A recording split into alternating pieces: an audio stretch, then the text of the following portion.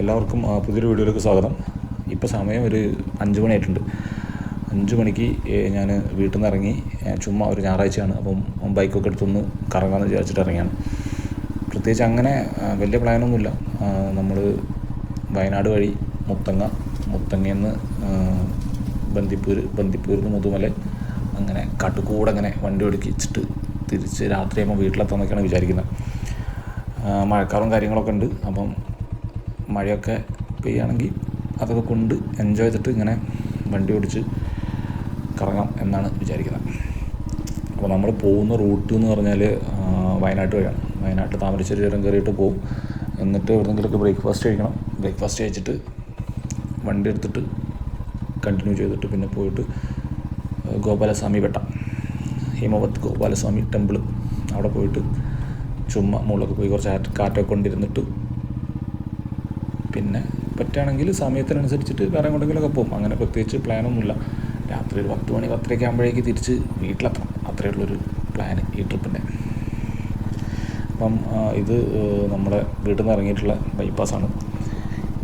ഈ ബൈപ്പാസിൽ നിന്ന് ഒരു 4-5 കിലോമീറ്റർ പോയി കഴിഞ്ഞാൽ നമ്മൾ എവിടെ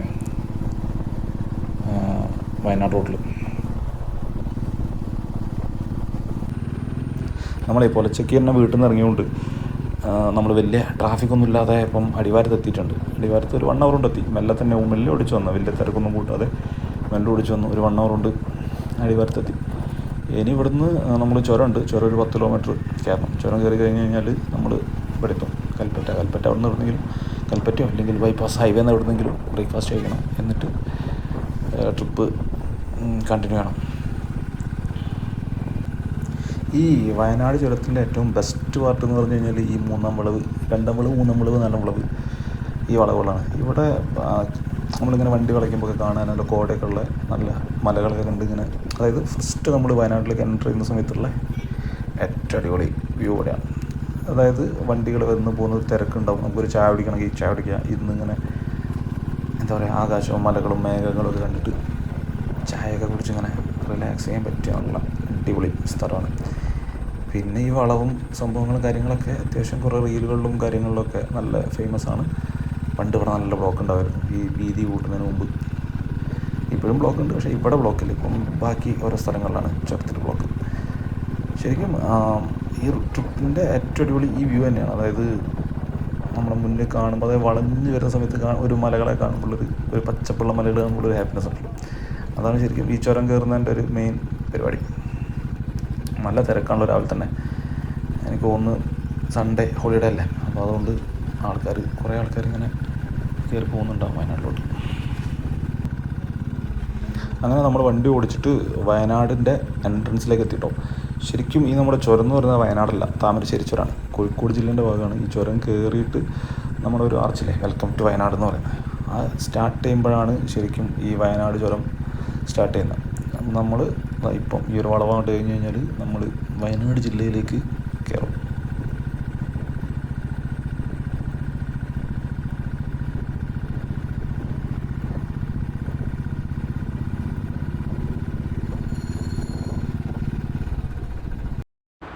അങ്ങനെ ബത്തേരിയിൽ നിന്ന് ബ്രേക്ക്ഫാസ്റ്റ് ഒക്കെ കഴിച്ച് കഴിഞ്ഞിട്ട് നമ്മുടെ ട്രിപ്പ് കണ്ടിന്യൂ ചെയ്യാം കേട്ടോ. അങ്ങനെ നമ്മൾ കാട്ടിലേക്ക് കയറി. നമ്മൾ ചെക്ക് പോസ്റ്റ് കാര്യങ്ങളൊക്കെ കഴിഞ്ഞ് കാട്ടിലേക്ക് കയറി. ഇനി നമ്മുടെ 2 സൈഡും കാട്ടിലിങ്ങനെ പച്ചപ്പും കുറച്ച് മൃഗങ്ങളെയും മാനിനെയും മയിലിനെയും പിന്നെ ആനേനെയൊക്കെ കണ്ടിട്ട് ഇങ്ങനെ എന്താ പറയുക, കുറച്ച് പാട്ടൊക്കെ പാടി കഥയൊക്കെ പറഞ്ഞ് ഇങ്ങനെ പോവാം.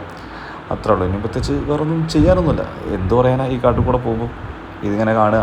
എന്തെങ്കിലും പറയാൻ നിന്ന് കഴിഞ്ഞാൽ ചിലപ്പോൾ കോൺസെൻട്രേഷൻ പോയിട്ട് എന്തെങ്കിലും ഇതിൽ നിന്ന് കാണാനുള്ള സാധനങ്ങൾ മിസ്സാവും. അപ്പോൾ അതിൽ നല്ലത് നമ്മൾ ഇങ്ങനെ ഒരു ഒഴുക്കിൽ ഇങ്ങനെ ആ ഒരു ഒഴുക്കിൽ അങ്ങോട്ട് പോവാം. വേറെ പ്രത്യേകിച്ച് പറയാനോ കാര്യങ്ങളോ ഒന്നുമില്ല.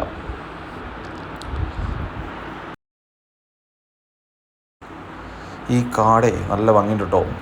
കഴിഞ്ഞ 2-3 ആഴ്ച മുന്നൊക്കെ ഈ വഴിക്ക് പോയ സമയത്ത് ഇവിടെ മുഴുവൻ എന്താ പറയുക, ഉണങ്ങി വരണ്ടെടുക്കായിരുന്നു. ഇപ്പോൾ ഒരു 10 ദിവസം മഴ ഇട്ടുള്ളൂ. 10 ദിവസം മഴ ഇല്ല, 5-6 ദിവസം മഴ ഇട്ടുള്ളൂ. ഈ 5-6 ദിവസം മഴ ചെയ്തപ്പോൾ ഇത് ഫുൾ അടിപൊളി, നല്ല പച്ചപ്പുള്ള നല്ല സെറ്റപ്പ് പോയി. ഇപ്പം എന്ത് ഭംഗിയാണ് കാണാൻ നോക്കില്ലേ, അടിപൊളി. ഇനി അങ്ങോട്ട് അടിപൊളിയാവും. കുറേ കാലം കാടൊക്കെ അടിപൊളിയായിരിക്കും. ഇനി അടുത്തൊരു മാർച്ചൊക്കെ വരുന്നവരെ ഇങ്ങനെ നല്ല പച്ചപ്പും കാര്യങ്ങളൊക്കെ ആയിട്ട് നമുക്കിങ്ങനെ വണ്ടി ഓടിച്ചു പോകാൻ തന്നെ സുഖമായിരിക്കും. നല്ല തണലും കാറ്റും ചെറിയ ചാറ്റൽ മഴയും പിന്നെ കോടമഞ്ഞും എല്ലാം കൂടി ആയിട്ട് നല്ലൊരു അടിപൊളി പരിപാടിക്ക് ഇനി കുറേ കാലത്തേക്ക്.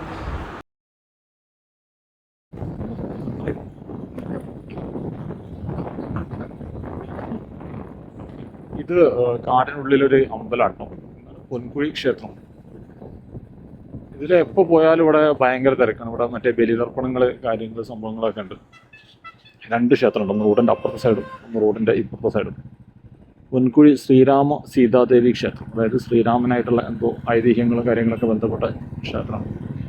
അപ്പം അപ്പുറത്ത് ഒരു കുളത്തിൻ്റെ കടവിൽ ആൾക്കാർ ബലിയിട്ടിട്ട് വെള്ളത്തിൽ ഒഴുക്കാനൊക്കെ കാണുന്നത്.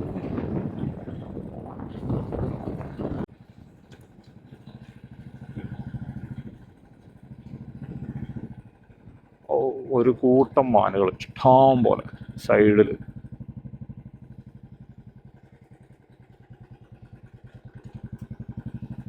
ഈ മാനുകൾ അല്ലാതെ മറ്റൊന്നുമില്ല. പിന്നെ എന്തെങ്കിലും അനിമൽസ് സൈറ്റിംഗ് ഒക്കെ ഉണ്ടെങ്കിൽ വണ്ടികൾ ഇങ്ങനെ നിൽക്കുള്ളൂ, നമുക്കും അറിയാൻ പറ്റും അവിടെ എന്തോ സാധനം ഉണ്ട്. അത് കണ്ടിട്ട് നമുക്ക് അങ്ങനെ പോകാൻ പറ്റും. അതാ സൈഡിലൊരാന. നമ്മൾ മാനുകളെ കണ്ടു, തൊട്ട് പിറകിൽ തന്നെ ആ സൈഡിലത് ആന കുട്ടികളാട്ടോ. എന്താണ് റോഡ് ക്രോസ് ചെയ്യാൻ വേണ്ടി വരികയാണ്. ആനകൾ, കുട്ടികൾ, ചെറിയ 2 കുട്ടികളും പിന്നെ വലിയ ആന. നൈസ്, അടിപൊളിയുണ്ട്.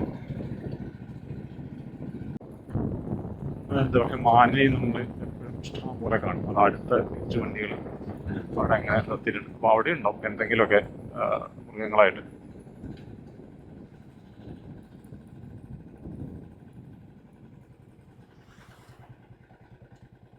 ഇവിടെ മൃഗങ്ങളല്ല, ഇവിടെ ചെക്ക് പോസ്റ്റാണ്.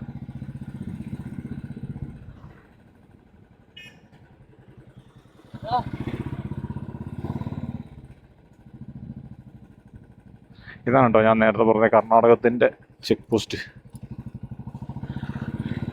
ഇവിടെ ബൈക്കല്ലാത്ത വണ്ടികളൊക്കെ വരികയാണെങ്കിൽ അവർക്ക് എൻട്രി ഫീസും കാര്യങ്ങളൊക്കെ ഉണ്ട്. ബൈക്കിന് എൻട്രി ഫീസ് ഒന്നുമില്ല. ബൈക്കിന് നമുക്ക് നേരിട്ട് അങ്ങോട്ട് കയറിപ്പോകാം.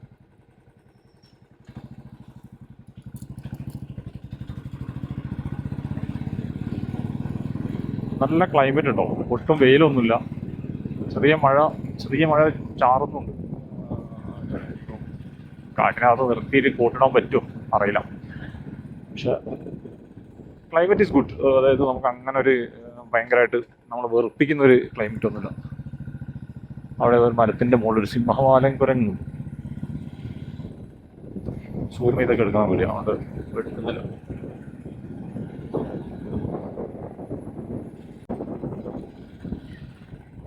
അങ്ങനെ നമ്മൾ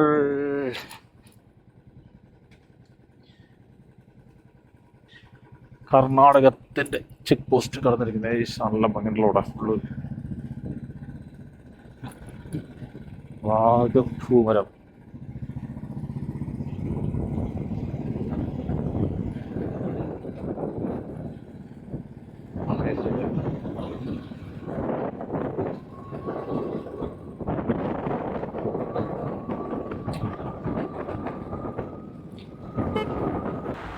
നമ്മളെ കാട് കഴിഞ്ഞിട്ടുള്ള ചെക്ക് പോസ്റ്റ് കഴിഞ്ഞിട്ട് ഒരു 3-4 കിലോമീറ്റർ ട്രാവൽ ചെയ്ത് കഴിഞ്ഞാൽ നമുക്ക് റൈറ്റിലേക്കുള്ളൊരു വഴി കാണും.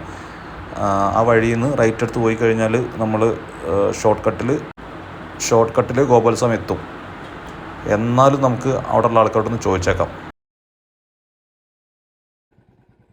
ചേട്ടാ, ഗോപാലസ്വാമി ഇതല്ലേ?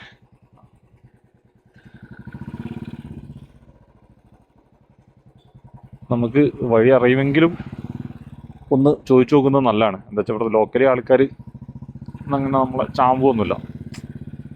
പിന്നെ ഇറങ്ങി മാപ്പൊക്കെ നോക്കി കളിക്കുന്നതിലും നല്ലത് ഇത് തന്നെയാണ്. അതായത് അവരെ ചോദിച്ചു കഴിഞ്ഞാൽ അവർ നല്ല വൃത്തിക്ക് പറഞ്ഞു പാവങ്ങളായിരിക്കും എല്ലാവരും. ഇനി നമ്മൾ പോകുന്നത് ഈ ഗുണ്ടൽപേട്ടിലെ ഒരു കാർഷിക ഗ്രാമങ്ങളിൽ കൂടെയാണ് കേട്ടോ. മെയിനായിട്ട് കൃഷിയാണ്. ഇങ്ങനെ ഇതേമാതിരി കുറേ കന്നുകാലികളുണ്ടാവും. അതേപോലെ കുറേ കൃഷി 2 സൈഡിലുണ്ടാവും. നമ്മുടെ ലെഫ്റ്റ് സൈഡിൽ കാണുന്നത് ഉള്ളി, ഉള്ളി കൃഷിയുണ്ട്, വാഴ,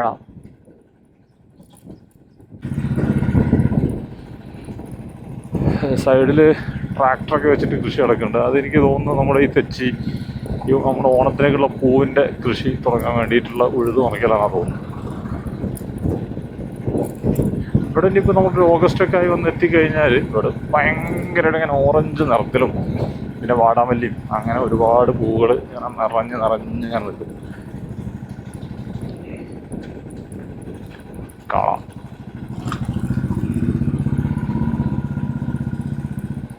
എത്ര പശുവിനെ ഒരേ കയർ കൊണ്ടുപോകണം? ഒരേ കയറിലല്ല, 6 പശു.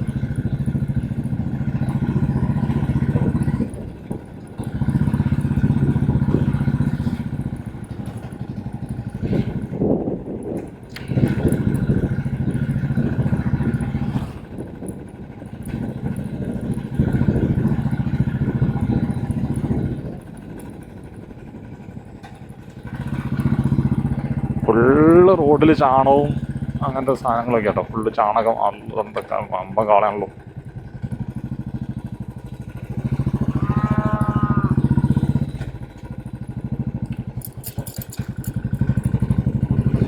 ഇപ്പോൾ ഒന്ന് ഇവിടെ എല്ലാ വീട്ടിലും ഒരു 10 പശു വീതം ഉണ്ട് തോന്നുന്നു. പശുവും കാളയൊക്കെ കൊഴുത്തിന് ഇങ്ങനെ ഉഴുത് മറിക്കാനും അങ്ങനെ സാധനങ്ങൾക്കൊക്കെ വേണ്ടിയിട്ട്.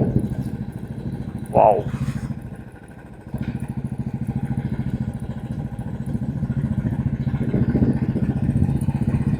രണ്ട് സൈഡും കൃഷിസ്ഥലം, നടുക്കൂടെ നല്ല ഭംഗിയുള്ള നല്ല കിടക്കാച്ചി റോഡ്, മുന്നിൽ തന്നെ നല്ലൊരു അടിപൊളി മല, നല്ല വ്യൂ, നല്ല സെറ്റപ്പ്. എന്താ ഭംഗി. സൈഡിൽ പോപ്കോൺ അല്ല കോൺ.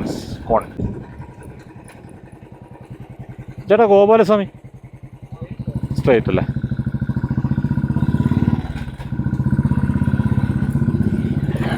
ഇതേ ഒരുപാട് വഴിയുണ്ട് കേട്ടോ, ഇടയിലേക്കും അവിടേക്കും ഇവിടേക്കൊക്കെ ആയിട്ട്. അപ്പോൾ അതുകൊണ്ടാണ് നമ്മൾ കൺഫ്യൂസ് ആയി പോകുന്നത്. പറഞ്ഞു തന്നെ ഇവിടെ ഇവിടുത്തെ വീടുകളൊക്കെ ഇങ്ങനെ കുറേ വീടുകളുണ്ടാവും, പിന്നെ കുറേ എന്താ പറയുക കൃഷിസ്ഥലം അങ്ങനെ. അതായത് കൃഷിസ്ഥലം എത്തിക്കഴിഞ്ഞാൽ പിന്നെ വീടുകൾ കുറവായിരിക്കും, പിന്നെ കുറേ കഴിഞ്ഞിട്ട് അപ്പുറത്തേക്കും വീടുകളുണ്ടാവും. നമ്മളെ മാറ്റി ഒരു വലിയൊരു പറമ്പിൻ്റെ ഒരു 10-40 സെൻറ്റ് സ്ഥലത്ത് ഒരു വലിയൊരു വീടും വെച്ച് അങ്ങനെ സ്ഥലം വേസ്റ്റാക്കുന്നത്. ഉള്ള സ്ഥലം മാക്സിമം അധ്വാനിച്ച് കാശുണ്ടാക്കാൻ വേണ്ടിയിട്ടുള്ള പരിപാടിയിലാണ്.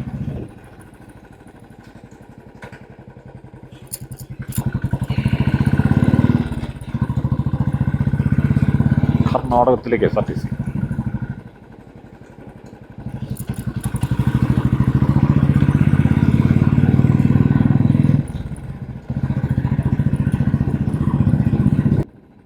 നമ്മൾ ഏതൊരു നാട്ടിൽ പോകണമെങ്കിലും ആ നാടെന്താണെന്ന് അറിയണമെങ്കിൽ നമ്മൾ കുറച്ചും കൂടെ അതിൻ്റെ ഉള്ളോട്ടുള്ള വഴിയിൽ പോയി വെക്കണം. അതായത് ഈ ഇടവഴികളിലൂടെ പോയി വെക്കുക, അവിടുത്തെ ഗ്രാമങ്ങളിലേക്ക് പോയി വെക്കുക. അപ്പം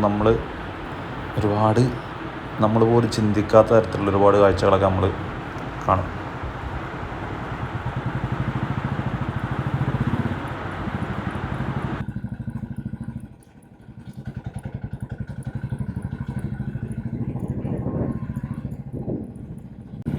ഈ ഗോപാലസ്വാമീൻ്റെ പ്രോപ്പർ വഴി ഇതല്ല കേട്ടോ, നമ്മൾ ഷോർട്ട് കട്ട് കയറി വരുന്നതേ ഉള്ളൂ.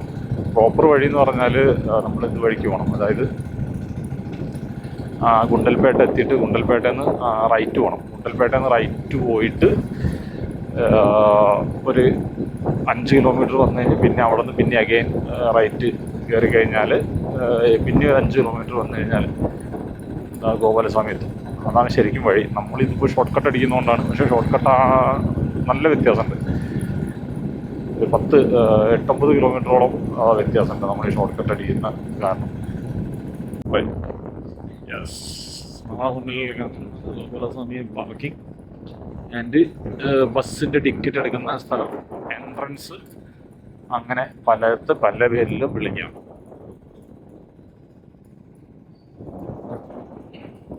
നല്ല ഹെവി തിരക്കാണല്ലോ. കുഴപ്പമൊന്നുമില്ല, ഒരു 3 ദിവസം നല്ല തിരക്ക്, ഭയങ്കര തിരക്ക്. എവിടെയും പോയി വണ്ടിയും കൊണ്ടുവച്ചിട്ട് എല്ലാവരുടെ പക്ഷേ ഇവിടുത്തെ പൊതുവേ ഉള്ളൊരു തിരക്ക് വെച്ച് നോക്കുകയാണെങ്കിൽ ഇത് തിരക്കൊന്നല്ല കേട്ടോ. ഇതൊക്കെ എന്ത് അയ്യോ നല്ല തിരക്കാണല്ലോ.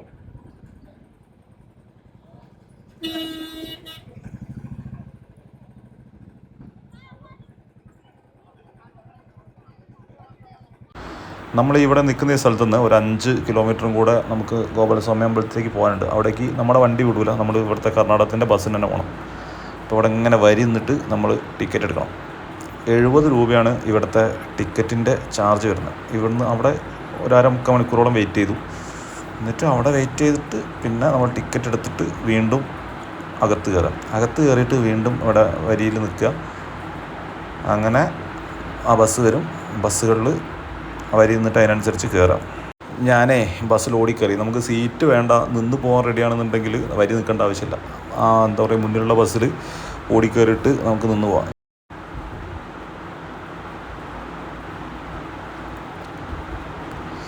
ഈ റോട്ടിൽ നിന്നുള്ള കാഴ്ചകളൊക്കെ ഭയങ്കര ഭംഗിയാട്ടോ. ആ മലയും കോടയും മഞ്ഞും മഴയൊക്കെ ഉണ്ടെങ്കിൽ ഭയങ്കര ഈ റൂട്ട് ഇങ്ങനെ പോകാമെന്ന് പറഞ്ഞാൽ ഈ ബസ്സിൽ നിന്ന് ഇങ്ങനെ പുറത്തേക്കുള്ള കാഴ്ചകളങ്ങനെ കണ്ട് നോക്കിയിരുന്നിട്ട് മുകളിലെത്തുന്നവരെ നല്ല അടിപൊളി നല്ല വൈബ് സ്ഥലമാണ്. നമ്മൾ ഈ ബസ്സിനിങ്ങനെ കയറിയിട്ട് ഇങ്ങനെ പോകുമ്പോഴേ ആ മുകളിലേക്ക് എത്തുന്നതനുസരിച്ചിട്ട് ക്ലൈമറ്റ് മാറും. നല്ല തണുപ്പുള്ള നല്ല അടിപൊളി കാറ്റും കാര്യങ്ങളൊക്കെ വന്നിട്ട് ഭയങ്കര രസവും.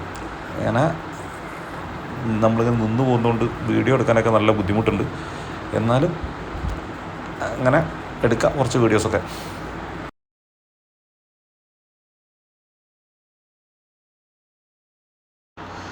14-ാം നൂറ്റാണ്ടിൽ കർണാടകത്തിലെ ബന്ദിപ്പൂര് കാട്ടിൻ്റെ ഉള്ളിലുള്ളൊരു മലേൻ്റെ മുകളിലാണ് ഈ അമ്പലം ഉണ്ടാക്കിയത്.